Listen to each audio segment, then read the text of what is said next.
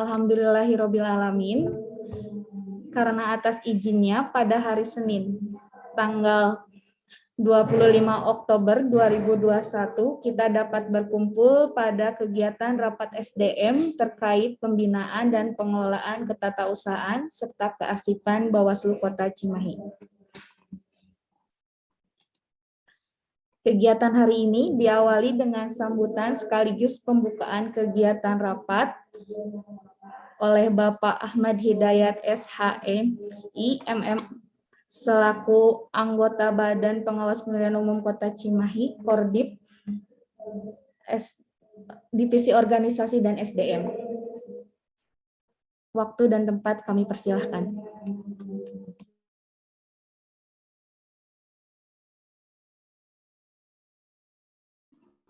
Oke, bismillahirrahmanirrahim. Assalamualaikum warahmatullahi wabarakatuh. Yang saya hormati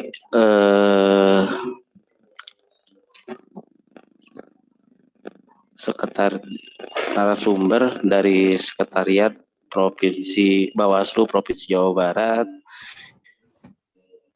Yang saya hormati rekan-rekan pimpinan Bawaslu Kota Cimahi, dan yang saya hormati rekan-rekan Sekretariat Bawaslu Kota Cimahi. Alhamdulillah hari ini kita masuk pada rapat biasa ya. Rapat biasa kegiatan dengan tema penatausahaan serta kearsipan ya.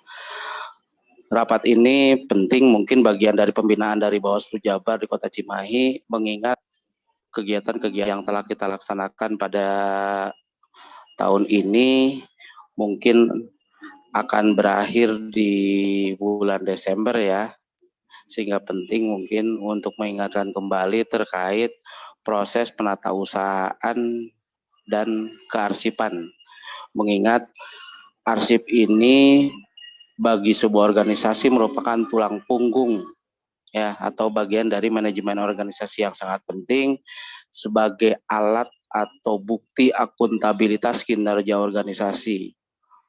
Karena sebaik apapun kegiatan yang dilakukan oleh Bawaslu Kota Cimahi, ketika tidak terarsipkan dengan baik, tidak tertata usahakan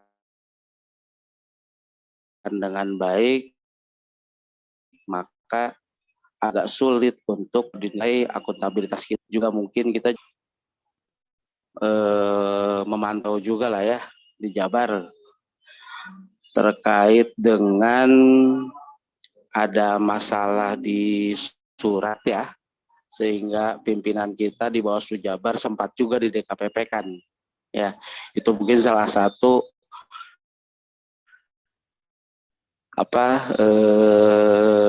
proses penatausahaan terkait dengan surat itu menjadi bagian penting karena surat arsip yang diarsipkan dengan baik itu juga jadi bukti sah untuk di pengadilan ya. Nah, sehingga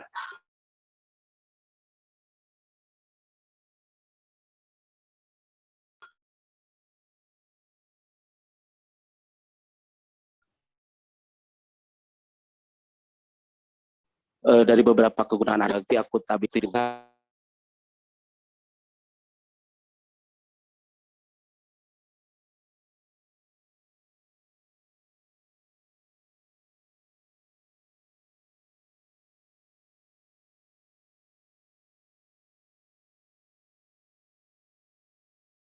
Halo, maaf keluar ya sinyalnya. Ya tadi lah ya beberapa hal mungkin yang diulas terkait kegunaan arsip dan proses penatausahaan, karena kedepannya mungkin arsip ini jadikan dasar pijakan kita untuk membuat sebuah proses perencanaan kegiatan ke depan, proses pengambilan keputusan, dan yang paling penting adalah mempertanggungjawabkan apa-apa yang telah kita kerjakan di tahun sebelumnya. Ya, itu yang paling penting mungkin. Juga mungkin berkaitan juga dengan proses pelayanan publik lah ya. Pelayanan publik kita kepada stakeholder ketika kita diminta data, kalau penatausahaan pengarsipan kita sudah baik, saya pikir tidak akan ada masalah lah ya. Nah, Itu mungkin secara umum kegunaan atau tujuan pengelolaan arsip, sehingga kegiatan ini menjadi penting ya bagi kita semua, dan masukan mungkin dari narasumber kita akan cermati bersama seperti apa kebijakan terkait dengan penatausahaan dan arsip ini, terutama terkait dengan apa-apa yang harus kita persiapkan di akhir tahun ya, karena biasanya di akhir tahun masing-masing divisi dan secara kelembagaan Bawaslu Kota Cimahi diharuskan membuat laporan akhir kegiatan ya, seperti apa mungkin susunannya, terus substansi yang harus disampaikan seperti apa, bukti-bukti arsipnya harus disampaikan seperti apa, sehingga mudah-mudahan nanti di akhir tahun ketika menyusun laporan akhir semuanya sudah terkelola dengan baik. Itu saja mungkin yang bisa disampaikan sebagai pembuka. Selanjutnya, mari kita sama-sama mendengarkan apa yang akan disampaikan oleh narasumber kita. Kita simak bersama. Ya, kurang lebihnya saya mohon maaf. Bila itu berdaya. Assalamualaikum warahmatullahi wabarakatuh. Waalaikumsalam. Waalaikumsalam warahmatullahi wabarakatuh. Terima kasih kepada Bapak Ahmad telah menyampaikan sambutan dan berkenan untuk membuka kegiatan pada hari ini. Untuk mempersingkat waktu, dipersilahkan kepada Ibu Rehan Farida sebagai narasumber untuk memaparkan materi pada kegiatan hari ini. Kepada Ibu Rehan, waktu dan tempat dipersilahkan. Baik, terima kasih kepada MC. Mohon izin, suara saya apa sudah terdengar? Cukup terdengar? Sudah, jelas. Terima kasih. Bismillahirrahmanirrahim. Assalamualaikum warahmatullahi wabarakatuh. Selamat siang, salam sejahtera bagi kita semua. Yang terhormat Bapak Jusapuandi, Ketua Bawaslu Kota Cimahi, yang saya hormati Bapak Diar Ginanjar, Bapak Ahmad Hidayat, Bapak Ahmad Yasin Nugraha, Bapak Yana Mulyana, anggota Bawaslu Kota Cimahi, yang saya hormati Bapak Seta Dewa Nugroho, Koordinator Sekretariat Bawaslu Kota Cimahi, serta yang saya banggakan Bapak Ibu Pelaksana Teknis Sekretariat Bawaslu Kota Cimahi. Terima kasih atas waktu yang diberikan kepada saya. Pada kesempatan kali ini, saya mendapat tugas dari Pak Kasek dan Bu Irna untuk sharing perihal pengelolaan ketatausahaan serta kearsipan di lingkungan Bawaslu. Mungkin tidak banyak yang akan saya sampaikan, saya hanya berbagi tentang tata pengelolaan ketatausahaan kearsipan yang selama ini sudah diterapkan di Bawaslu Provinsi Jawa Barat. Kepada operator, mohon bisa ditampilkan bahan paparannya.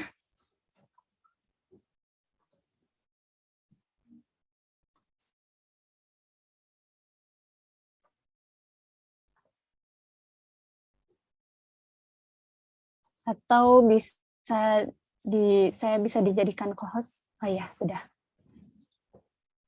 Terima kasih.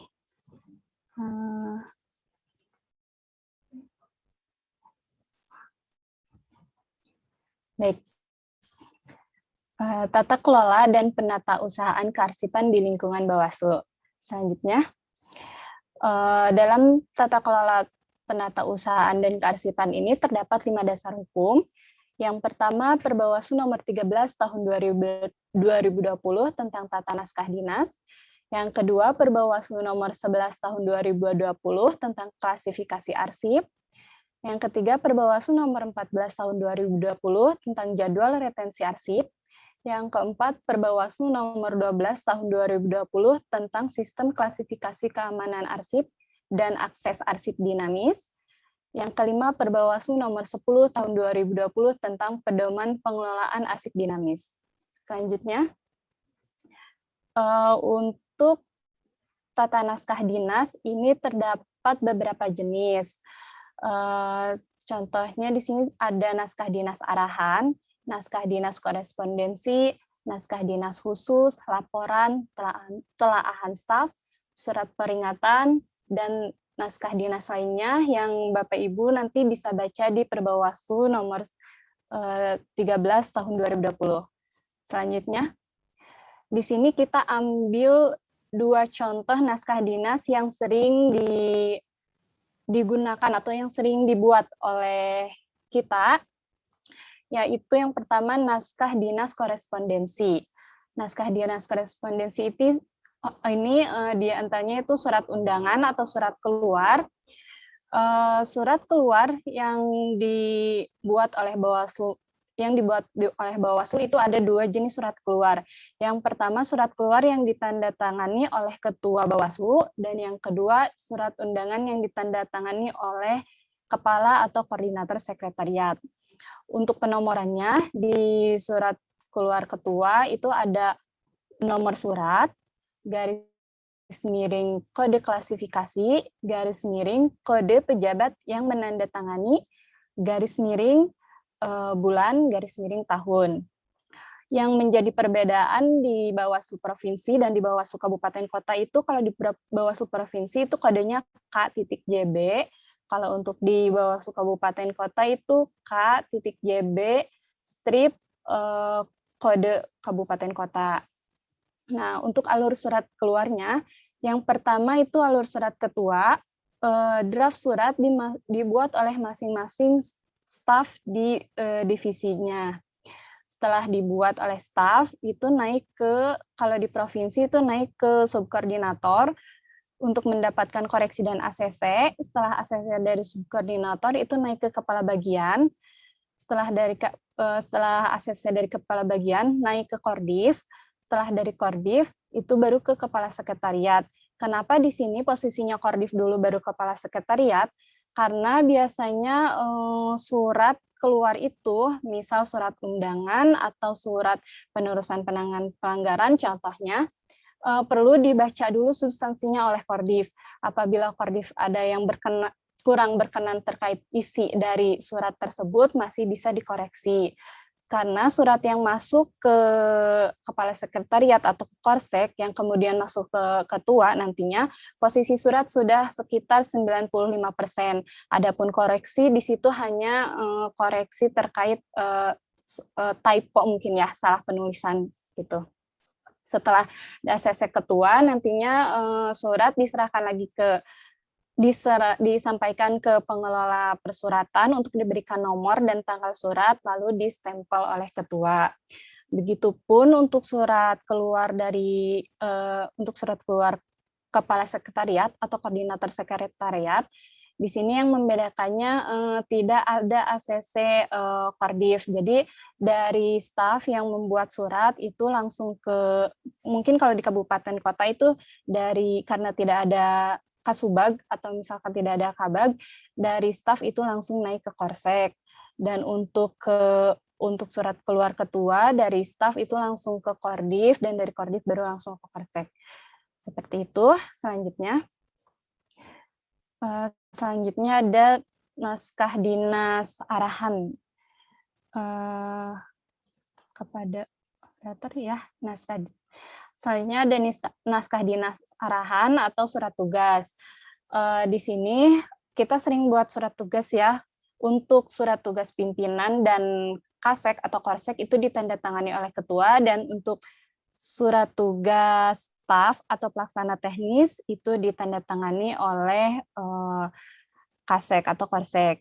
Untuk surat tugas di sini bedanya itu tidak ada ACC Kordif.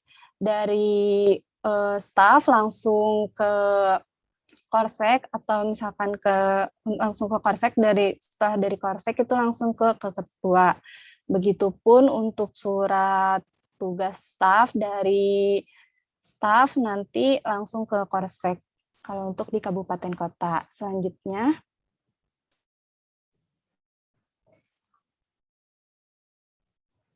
di sini ada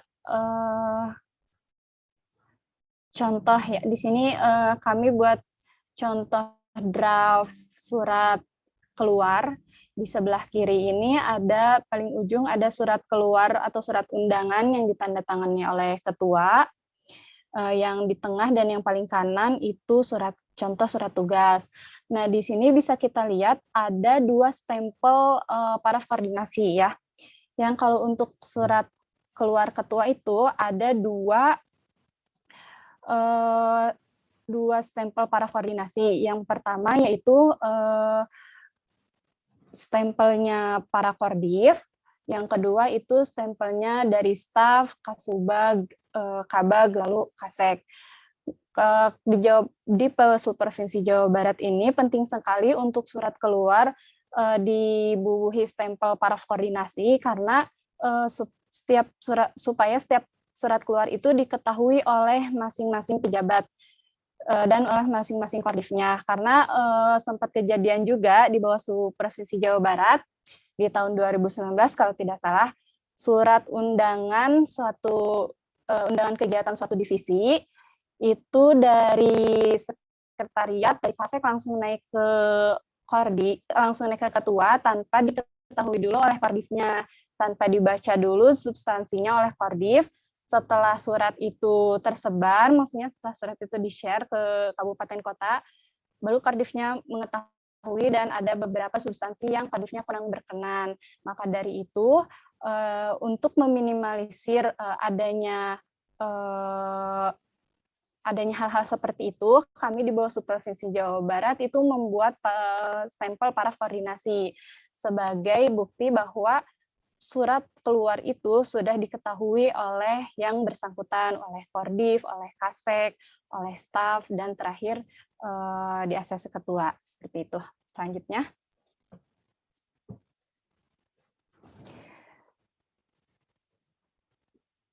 Selanjutnya klasifikasi arsip sebagaimana yang sesuai dengan Perbawaslu nomor 11 tahun 2020. Di sini itu ada beberapa klasifikasi arsip, contohnya hukum itu dengan kode HK, pengawasan pemilu dengan kode PM, hubungan masyarakat dengan kode HM, penanganan pelanggaran dan sengketa pemilu dengan kode PP, dan surat-surat dan kode-kode lainnya yang bisa Bapak Ibu baca nanti di Perbawaslu nomor 11 tahun 2020. Kita ambil contoh misalkan surat sosialisasi IKP, itu kan masuknya ke pengawasan ya. Nah, misal di pengawasan itu ada sosialisasi IKP dan sosialisasi pengawasan partisipatif, maka menggunakan kode PM. Tapi keduanya tidak sama-sama menggunakan kode PM yang bersamaan gitu. Jadi dari kode PM ini nanti ada turunannya lagi, ada PM.00, ada PM.00.01, ada PM.00.02. Jadi maka dari itu setiap staf yang membuat surat rajin-rajin untuk membaca Perbawaslu nomor 11 tahun 2020 karena untuk menyesuaikan surat tersebut berisi tentang apa, maka kode klasifikasinya itu kodenya apa dan berapa gitu. Selanjutnya.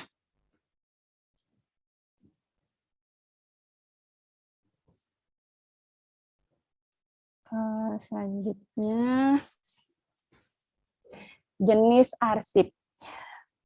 Arsip adalah rekaman kegiatan atau peristiwa dalam berbagai bentuk dan media sesuai dengan perkembangan teknologi informasi dan komunikasi yang dibuat dan diterima oleh lembaga negara, pemerintah daerah, lembaga pendidikan, perusahaan, organisasi politik, organisasi kemasyarakatan, dan perseorangan dalam pelaksanaan kehidupan bermasyarakat, berbangsa, dan bernegara.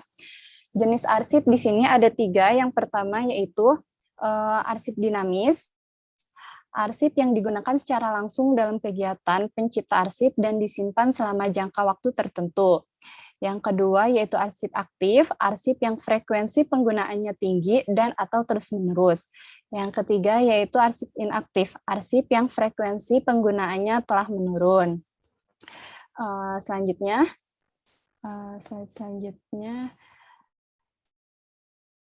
di sini jadwal retensi arsip.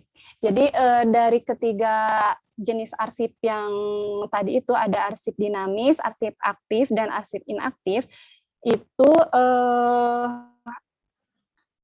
jadi jenis dari arsip tersebut itu bisa membedakan berapa lama arsip tersebut dapat disimpan dan dihanguskan.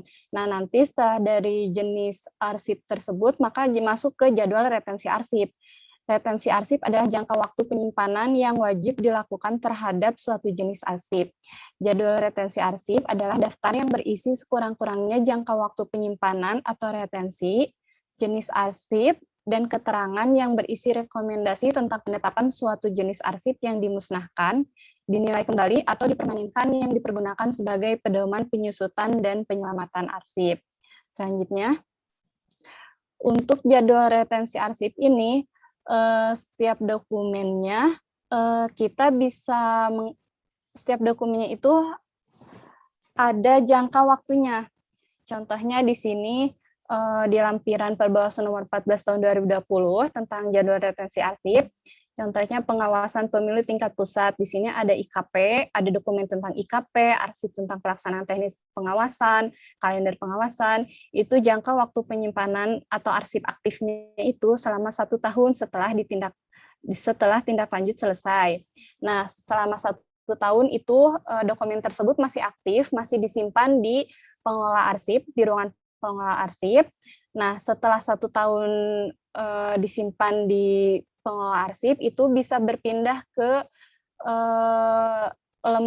ruangan kearsipan, menjadi jenis arsip yang inaktif. Jadi untuk penggunaannya sudah menurun gitu. Nah, setelah inaktif itu, setelah 4 tahun, untuk dokumen tersebut seperti IKP dan pelaksanaan teknis pengawas itu permanen, tidak bisa dihanguskan. Nah, untuk ada beberapa dokumen juga yang setelah misal 5 tahun atau 10 tahun itu bisa dihanguskan. Nah, untuk mengetahui jangka waktu penyimpanannya itu, kita bisa baca di lampiran Perbawaslu 14 tahun 2020. Selanjutnya.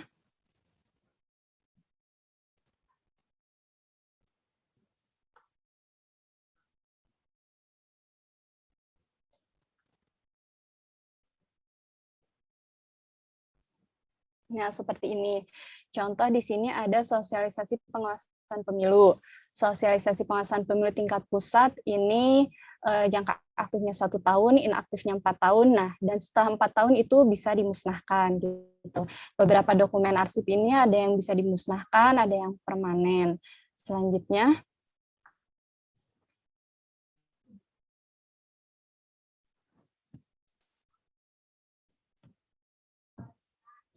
sistem klasifikasi keamanan arsip.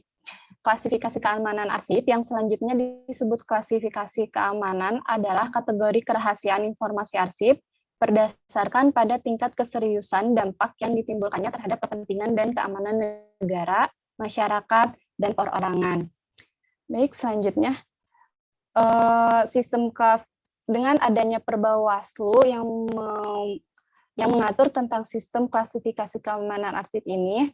Jadi adanya di setiap lembaga itu ada beberapa dokumen yang memang untuk internal lembaga, cukup diketahui untuk internal lembaga, dan ada beberapa dokumen juga yang boleh di-publish atau boleh di-upload di PPID gitu ya. Seperti contohnya sempat kejadian juga kemarin saat Pilkada 2020, di salah satu kabupaten kota itu terdapat arsip yang bocor, yaitu arsip pelapor kalau tidak salah, arsip pelapor bocor sehingga salah satu Bawaslu kabupaten kota di DKPP. Nah, pentingnya kita memahami Perbawaslu tentang sistem klasifikasi keamanan arsip ini untuk menjaga kerahasiaan suatu dokumen lembaga gitu. Ada yang dokumen tersebut mungkin cukup di tingkat pimpinan, dokumen tersebut cukup di tingkat pimpinan dan Kasek, atau misalkan internal Bawaslu saja, dan ada yang boleh dipublish di PPID, seperti itu. Selanjutnya,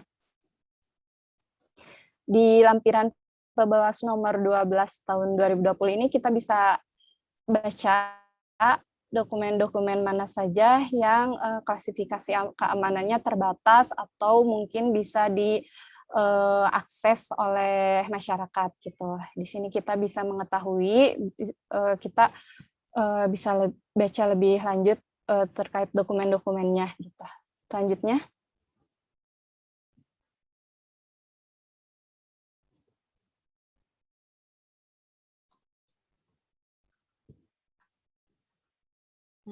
Selanjutnya ada pedoman pengelolaan arsip dinamis. Setiap arsip yang masuk atau setiap dokumen yang masuk atau dokumen yang keluar, misal di sini kita menerima surat masuk. Surat masuk dalam bentuk fisik itu terlebih dahulu di-scan untuk kemudian nanti disimpan secara online atau mungkin disimpan secara soft file gitu. Nah, untuk fisiknya setelah di-scan nanti dikumpulkan menurut klasifikasinya, kode klasifikasi. Kayak tadi yang HM itu dikumpulkan HM saja, PM dikumpulkan berdasarkan kode klasifikasi. Setelah itu baru disimpan di bantek atau di box. Setelah disimpan di bantex, baru bantex tersebut dimasukin ke lemari arsip. Kenapa perlu dipisahkan setiap kode klasifikasinya? Itu agar untuk memudahkan kita nanti untuk mencari dokumen yang suatu saat dibutuhkan lagi gitu. Seperti itu. Selanjutnya.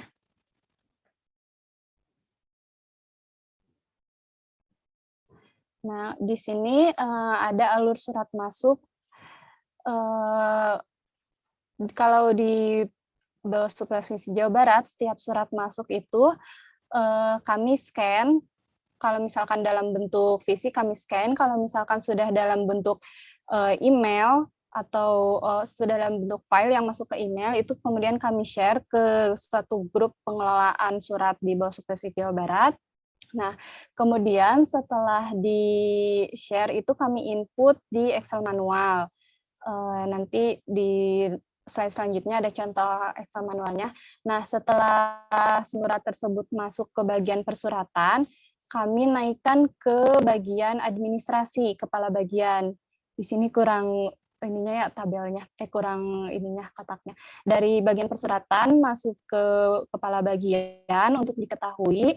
Dari kepala bagian, dari persuratan dibubuhi ini ditempel dilampirkan dulu lembar disposisinya. Nah, dilampirkan lembar disposisi. Nanti setelah dilampirkan lembar disposisi itu naik ke kepala bagian untuk diketahui, kemudian diparaf. Setelah naik ke kepala bagian, masuk ke kasek atau korsek untuk diketahui dan diparaf. Setelah dari kasek atau korsek baru naik ke ketua untuk diberikan disposisi. Dari ketua itu disposisinya turun ke kordif dan ke kasek atau korsek. Mengapa keduanya ke kordif dan ke korsek? Contohnya misalkan di sini ada surat masuk terkait penelitian seorang mahasiswa. Biasanya penelitian seorang mahasiswa itu mereka perlu wawancara dan perlu beberapa data.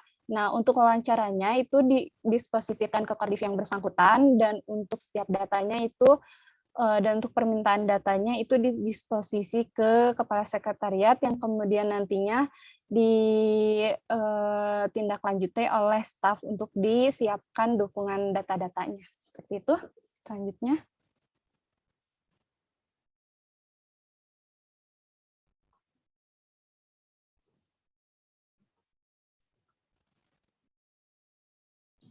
Nah, di sini yang tadi Excel manual itu seperti ini ya. Ini kendali surat, kita sebutnya kendali surat ketua.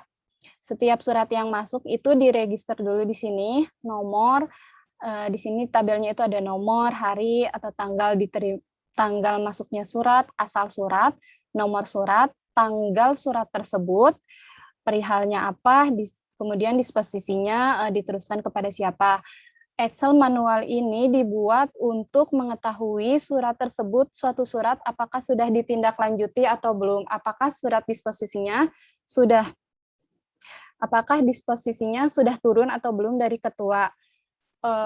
Seperti yang pernah kejadian juga kemarin di bawah supervisi Jawa Barat, suatu surat putusan DKPP atau penelusuran DKPP itu telat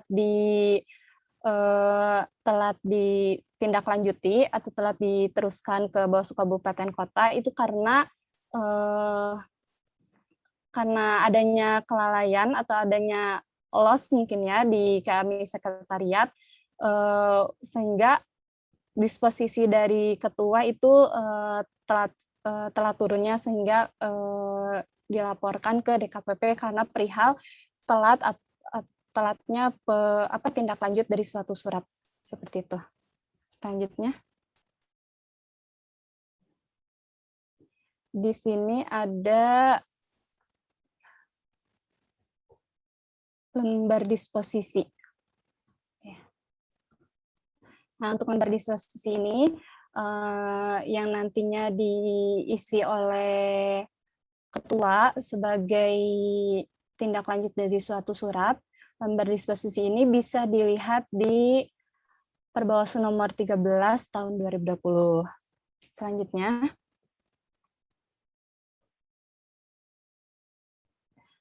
penggunaan spreadsheet Google untuk kearsipan Bawaslu.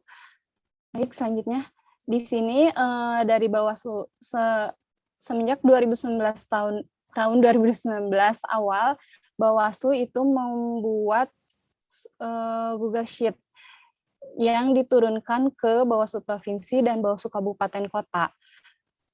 Kegunaan Google Sheet ini yaitu sebagai penginputan nomor surat keluar yang mudah diakses dimanapun, yang tidak berbayar, dan menjadi pusat kontrol di Bawaslu Provinsi dan Bawaslu Pusat. Jadi untuk selanjutnya bisa selanjutnya. Jadi setiap kabupaten kota atau setiap provinsi, setiap surat keluar itu diinput di Google Sheet untuk pemberian nomor suratnya. Setiap harinya mungkin ada surat keluar ya, ada surat keluar atau ada surat tugas. Nah, kita input di sini setelah diberi untuk pemberian nomornya itu sesuai dengan di Google Sheet ini, sesuai dengan klasifikasinya apa, nomornya berapa, tanggal suratnya berapa, perihalnya apa, kalau misalkan untuk surat keluar atau surat permohonan narasumber, surat undangan. Kalau surat tugas ini dicantumkan nama yang bertugas siapa, tanggal mulai tugasnya kapan, dan bertugas sampai kapan, tujuan dinasnya kemana. Ini sebagai Google Sheet ini sebagai instrumen kontrol kita dalam penomoran surat keluar seperti itu. Mungkin cukup sekian materi yang bisa saya sampaikan. Selanjutnya saya kembalikan ke MC atau moderator. Terima kasih.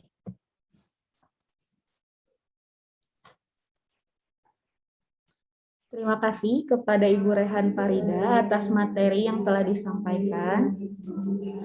Untuk rekan-rekan dan pimpinan, apakah ada yang mau ditanyakan terkait materi yang sudah disampaikan?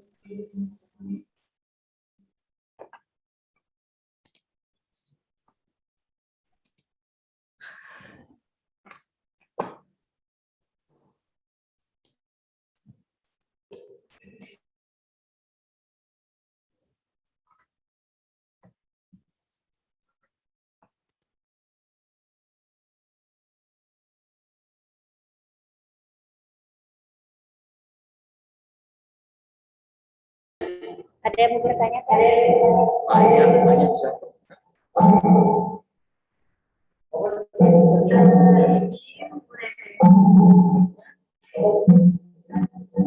Nggak jelas. Maaf, nggak jelas.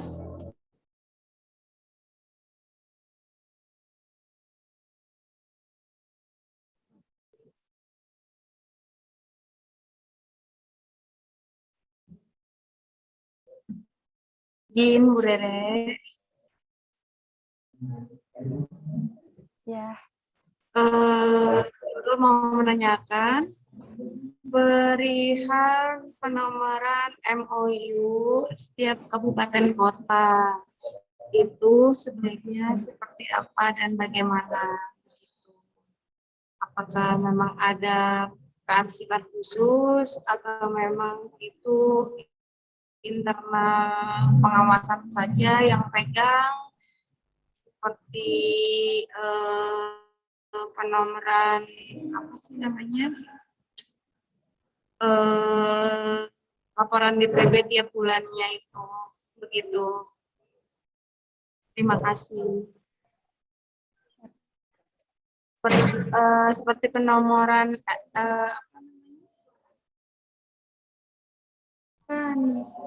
LHP. Halo, Ibu Rere, terdengar Ya, suara Nurul? putus-putus.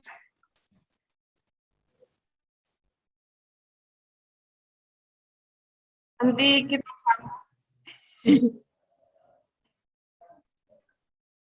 saya lempar talinya dulu ya, biar nggak putus. Halo, Ibu Rere sudah jelas? Ya, sudah. Siap-siap. Mau menanyakan perihal penomoran MOU itu apakah ada penomoran khususnya atau hanya intern pengawasan seperti penomoran LHP itu kan kita yang pegang sendiri tidak dilaporkan dan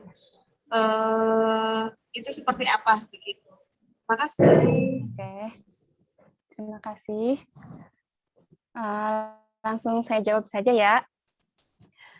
Untuk penomoran MOU itu masuk ke penomoran resmi yang Google Sheet tadi. Untuk untuk cara penomorannya itu sama seperti surat keluar. Jadi ada nomor, garis miring kode klasifikasi, garis miring pejabat yang menandatangani, bulan, dan tahun. Nantinya diinput di Google Sheet yang seperti SK Ketua atau SK Kepala Koordinator Sekretariat, MOU yang ditandatangani Ketua dengan beberapa instansi atau lembaga itu masuknya ke penomoran Google Sheet. Berbeda dengan LHP yang penomorannya di setiap divisi gitu. Seperti itu. Itu kode klasifikasinya masuk pengawasan partisipatif atau PM yang masuk apa? Masuknya ke Hubal di HM biasanya. Oh, HM. Iya, HM. Siap-siap. Untuk MOU. Terima kasih, Bu Rere. Ya, sama-sama.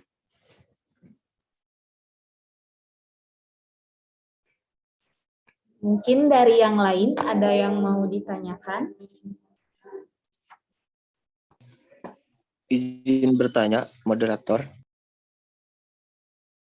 Silahkan. Izin pimpinan dan narasumber.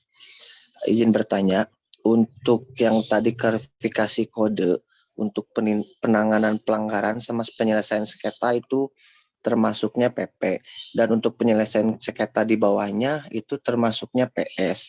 Jika penyelesaian sengketa membuat surat seperti surat keluar undangan atau mungkin yang lainnya termasuk golongan penyelesaian sengketa yang kodenya PS, itu yang kodenya PP dari penanganan sama penyelesaian sengketa yang PP itu contohnya seperti apa? Nanti takutnya pas ketika membuat surat antara PS dan PP itu bentrok atau salah penomoran. Itu saja mungkin yang ditanyakan. Terima kasih. Izin MC atau moderator, saya langsung jawab.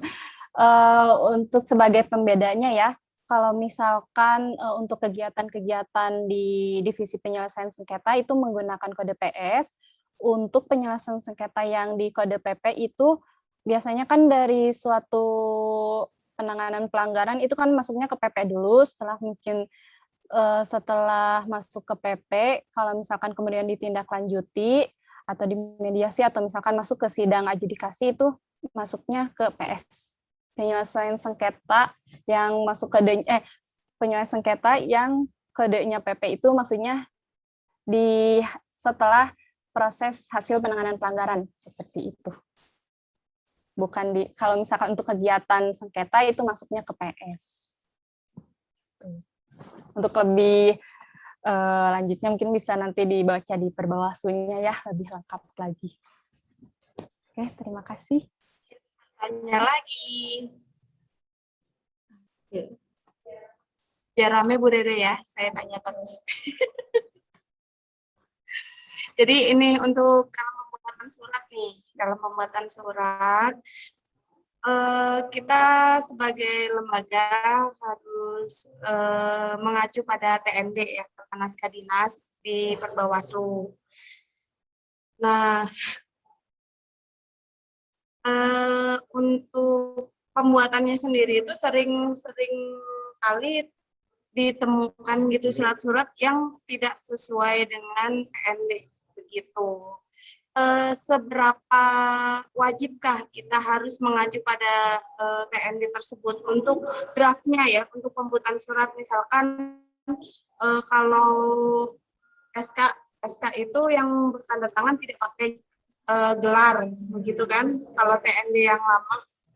Nah, itu penandatanganan pembuatan SK itu tidak memakai gelar begitu, tapi seringkali dalam pembuatan surat-surat yang lain juga saya rasa belum sesuai pas dengan TND yang sudah ditentukan di Perbawaslu begitu. Nah, yang saya tanyakan itu bagaimana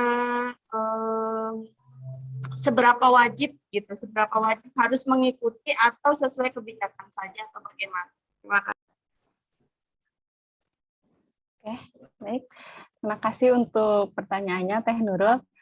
Kalau misalkan seberapa wajib, mungkin wajib ya, apalagi terkait SK itu dokumen yang sangat penting, yang urgent itu mulai dari logo COP-nya sampai dengan cara penomorannya, sampai kepada susunan draft-nya, bahkan sampai ke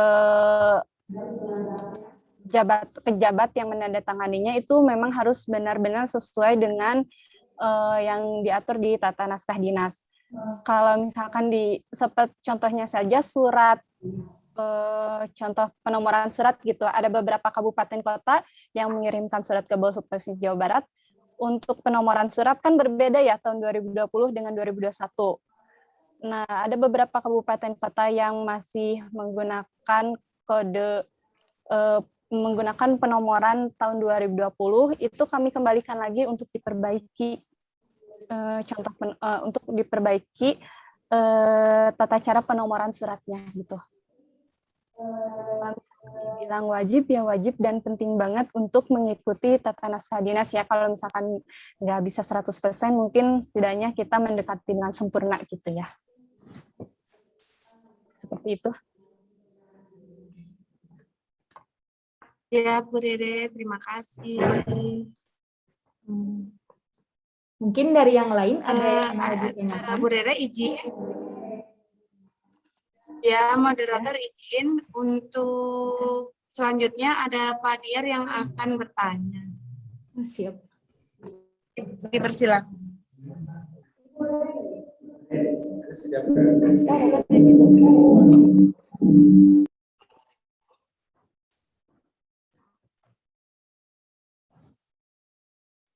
Halo, ada dengar suara saya, Ibu Raihan?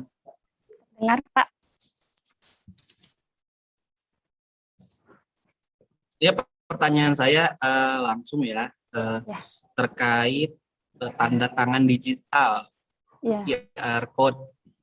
Apakah Bawaslu RI atau Jabar sudah sedang atau telah memulai untuk migrasi ke tanda tangan digital QR ini atau masih manual?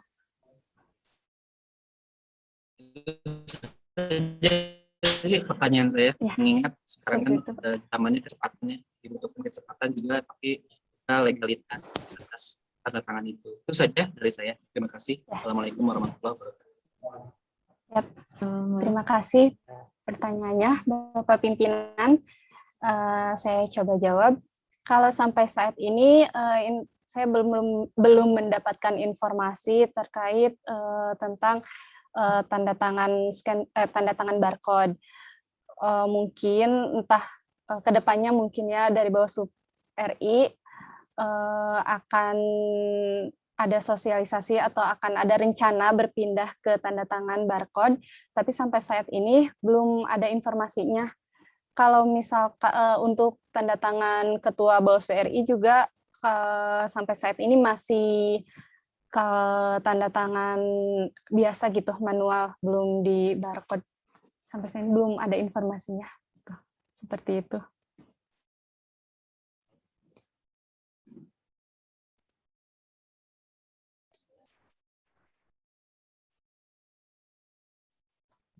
Saya kembalikan lagi ke Terima kasih. Baik, jika tidak ada lagi pertanyaan, mungkin sedikit memberikan kesimpulan dari moderator. Arsip adalah rekaman kegiatan atau peristiwa dalam berbagai bentuk dan media. Jenis arsip dibedakan menjadi 3, yaitu 1 arsip dinamis, arsip aktif, dan inaktif. Dan secara umum, arsip memiliki fungsi yaitu untuk penunjang aktivitas administrasi, alat pengambil keputusan, bukti pertanggungjawaban, dan sumber informasi. Untuk dasar hukum di Bawaslu ini juga ada Perbawaslu 11 dan 13. Mungkin cukup sekian ya, Bu. Terima kasih atas segala perhatiannya. Mohon maaf apabila ada salah kata dan perbuatan.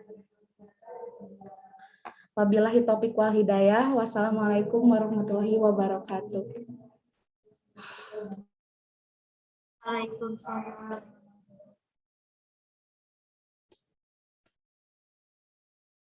Ibu Rehan, terima kasih. Sama-sama. Mohon maaf apabila banyak kekurangan.